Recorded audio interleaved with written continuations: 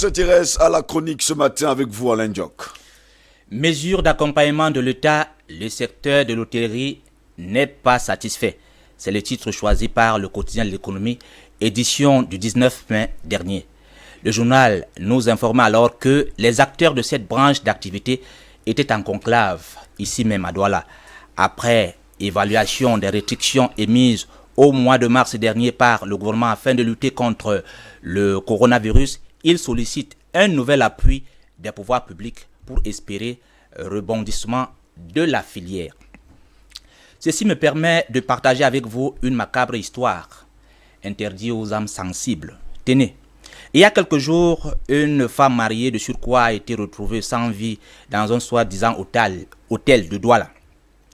La dame à qui un homme avait déjà donné son nom de longue date s'est passée maîtresse justement dans l'art d'abandonner son foyer conjugal en laissant affamés, enfants et époux pour cela couler douce dans les hôtels. À répétition justement, le voisinage du couple a mis la puce à l'oreille du mari cocufié.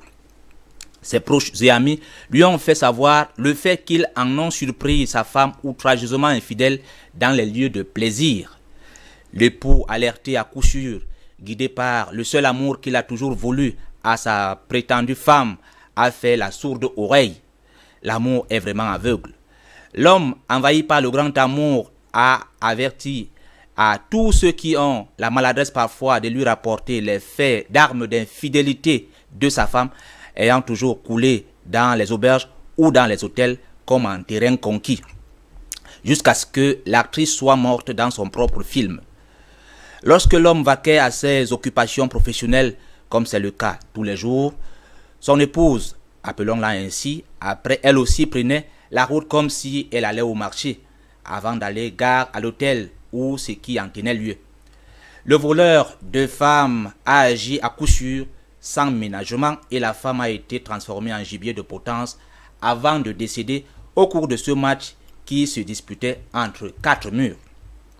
L'homme a pris la poudre d'estampette et sur le tard qu'on a découvert la femme morte gisant dans du sperme, toutes jambes en l'air et sourire, mais hélas, sans vie. Après la trahison amoureuse, l'homme a découvert que l'hôtel, théâtre du drame, était tout, sauf un hôtel. Il était moins qu'une auberge.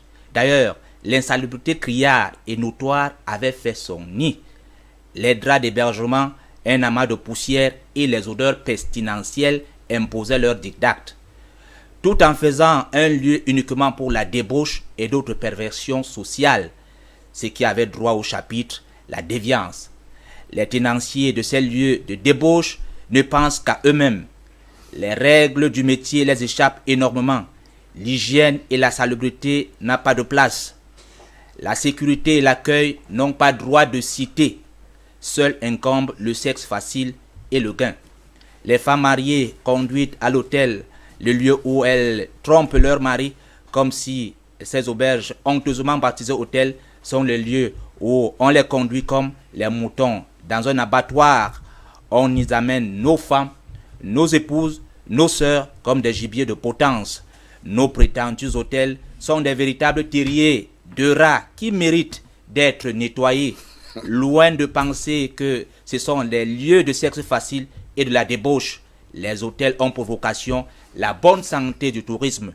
Ils ne sont pas construits pour l'hospitalité insalubre ou l'ivrognerie. Seules les personnes au comportement dévoyé auront le courage de fréquenter ces lieux et notre tourisme se portera mal. Nos vies sont en danger dans les hôtels. Bon, on n'a pas compris ici dans ce moment vous supportiez le fait qu'il faut donner une subvention aux hôtels ou alors il faut tout simplement interdire. On a déjà donné un appui à ces hôtels. Je ne sais pas pourquoi ces gens-là estiment qu'on doit ajouter. Encore que ces hôtels, je suis en train de relever dans mon propos, encore que ces hôtels, on a vu que ce ne sont pas des hôtels, ce sont des auberges, en quelque sorte. Donc je pense qu'il faut que les gens doivent être conséquents sur ce qu'ils sont en train de faire. Mais il est normal puisque les gens pensent que l'État est une boîte à solutions. Et la seule solution que vous avez trouvée, vous nous faites savoir tout simplement que là-bas, c'est là-bas où on trouve les femmes mariées avec... Absolument. En fait, c'est pour dire que les hôtels, c'est pas seulement pour ce travail, c'est pour la bonne santé du tourisme dans un pays. C'est pas pour le sexe facile ou un lieu de débauche. Du moment où ça rapporte de l'argent. Oui, du moment où ça apporte l'argent. Mais je dis, en ce moment-là, notre tourisme sera assassiné. Parmi les premières entreprises au monde, je vous rappelle qu'il y avait les auberges. Absolument, je suis d'accord, mais je pense que les autres sont beaucoup Parmi plus les plus sérieux que vieilles nous. entreprises au monde, Oui, il les y avait autres les sont beaucoup auberges. plus sérieux que Il ne nous. faut pas également l'oublier.